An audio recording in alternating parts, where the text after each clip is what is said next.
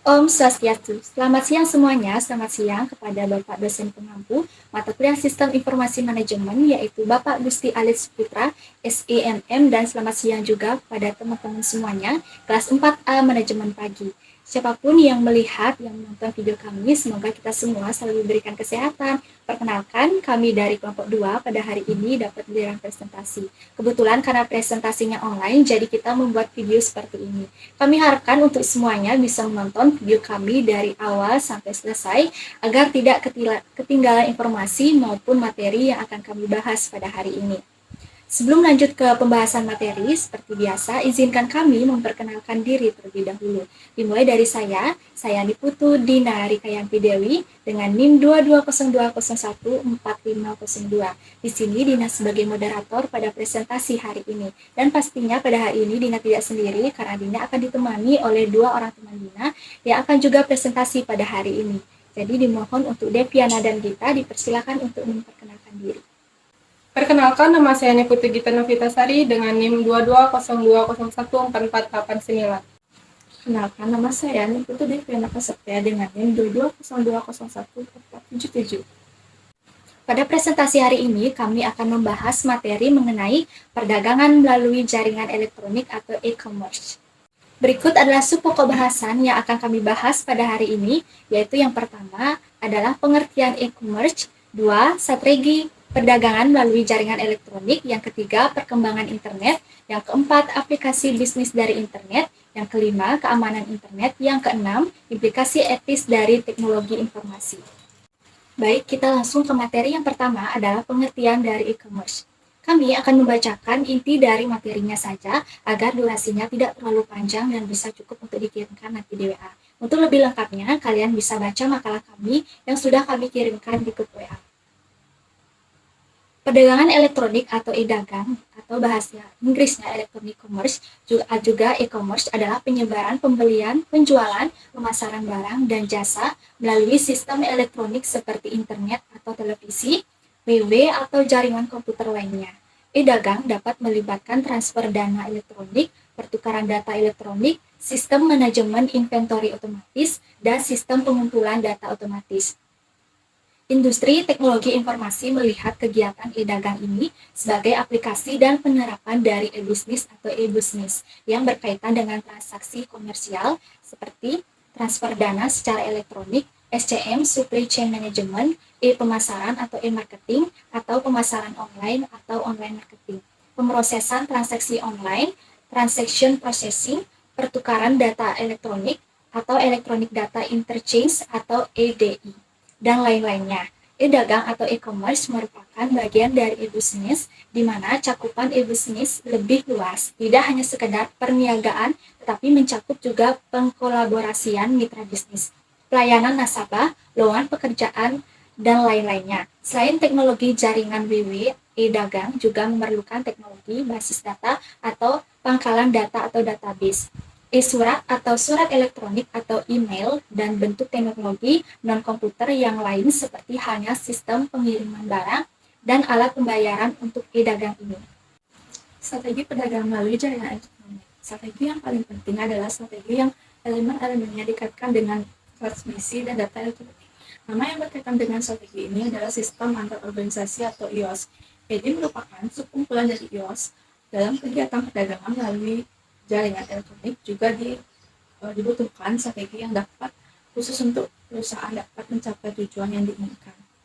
Yang pertama ada sistem antar organisasi, suatu kombinasi perusahaan-perusahaan yang terkaitan sehingga mereka berfungsi sebagai satu sistem tunggal. Mitra dagang atau mitra bisnis adalah perusahaan-perusahaan yang membentuk IOS. Yang kedua, ada pertukaran data elektronik. Transmisi data dalam bentuk dapat dibaca mesin secara langsung dari komputer atau komputer antara berbagai perusahaan. Yang ketiga, ada transfer dana secara elektronik. Perkembangan internet, pemerintah ASAS atau tahun 1979 membentuk suatu jaringan dinamakan Amparet. Berbagai upaya dimulai dari tahun 1999 yang mengarah kepada WW. Tujuannya Amparet untuk memungkinkan personil dan sipil bertukaran informasi yang berkaitan dengan hal-hal militer. Perkembangan internet telah mengalami evaluasi yang signifikan sejak awal pendiriannya. Berikut adalah penjelasan tentang perkembangan internet secara umum.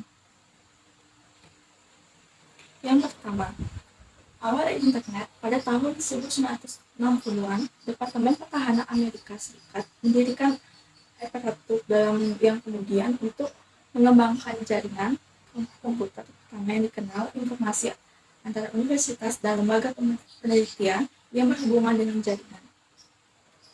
Selanjutnya, yang kedua, pada tahun 1983 diperkenalkan sebagai standar komunikasi dalam jaringan internet. Protokol ini memungkinkan komunikasi data yang efisien dan dapat diandalkan sebagai komputer yang terhubung dalam jaringan.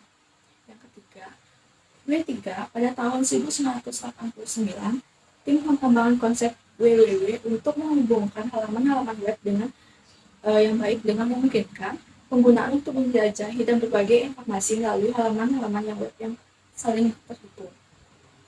Selanjutnya, yang keempat, komersialisasian internet pada tahun 1990, internet mulai mengalami yang pesat untuk perusahaan yang mulai memanfaatkan internet untuk berbisnis, masyarakat untuk semakin banyak menggunakan internet untuk berkomunikasi dan mencari informasi. Layanan seperti email, browsing web, dan chat room semakin populer. Yang kelima, ada perkembangan inspektif. Perkembangan ini terus berkembang untuk mendukung pertumbuhan dan kebutuhan pengguna. Koneksi internet yang lebih cepat dan lebih stabil dapat diinovasi untuk layanan yang baru.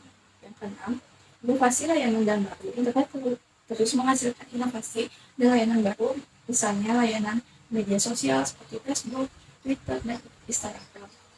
Telah mengubah cara kita berinteraksi dan berbagi informasi, cara kita mengakses hiburan. Selain itu, teknologi seperti kecerdasan.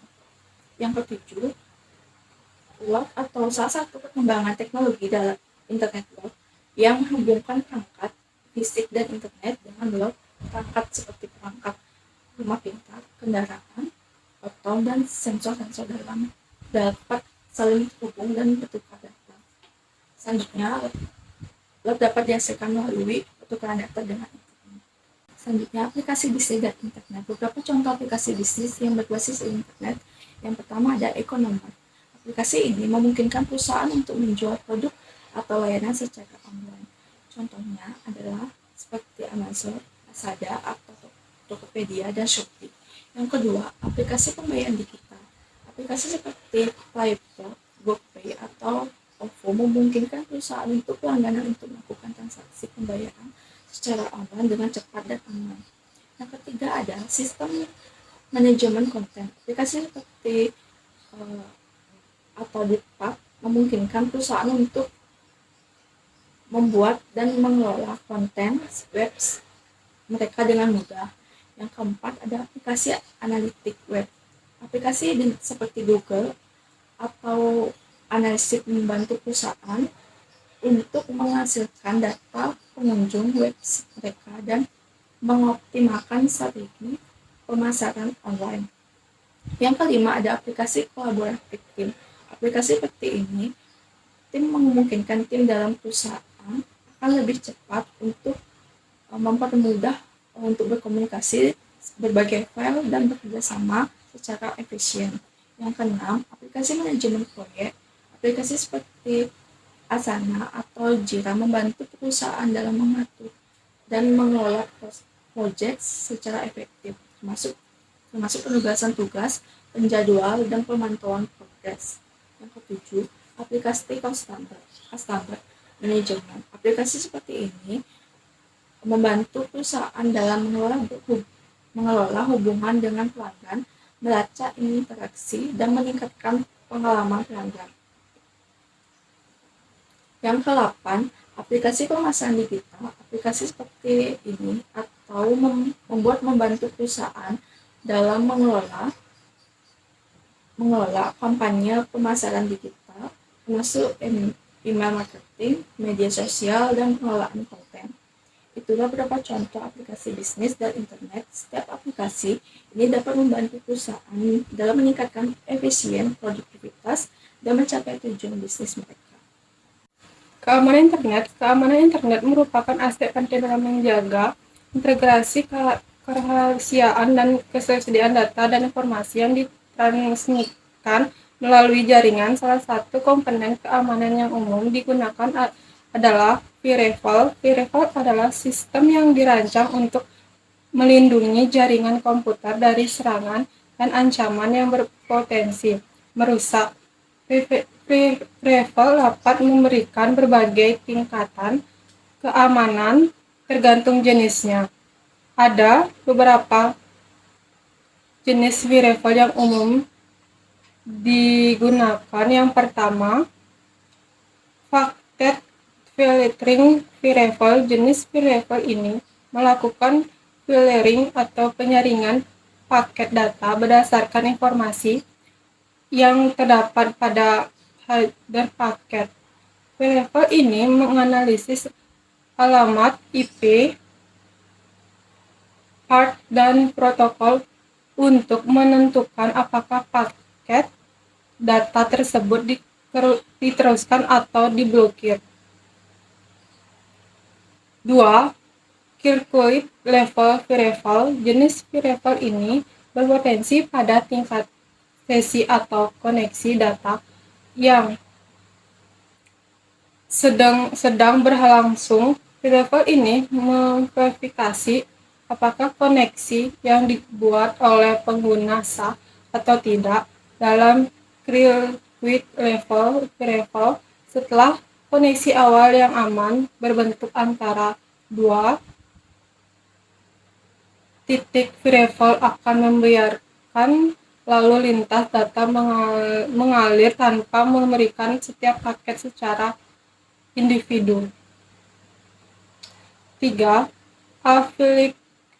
Affiliation level firewall. Jenis firewall ini bekerja pada tingkat aplikasi. Firewall ini dapat memantau dan mengontrol lalu lintas data pada tingkat aplikasi, memberikan konten paket data yang masuk dalam keluar. Dengan demikian, firewall ini dapat mengidentifikasi dan memblokir akses ke aplikasi atau layanan yang tidak diinginkan atau berbahaya. Implikasi etis dan teknologi informasi. Menggunakan teknologi informasi akan berkaitan erat dengan moral, etika, dan hukum moral. Merupakan tradisi kepercayaan mengenai perilaku yang benar dan salah dan berlaku secara universal. Sementara itu, etika adalah suatu kepercayaan, standar atau pemikiran yang mengisi suatu individu, kelompok, atau masyarakat tertentu. Etika dalam menggunakan teknologi informasi ditunjukkan sebagai analisis mengenai sifat dan dampak sosial dari pemanfaatan teknologi informasi serta formulasi dan justifikasi atas kebijakan untuk menggunakan teknologi tersebut secara etis.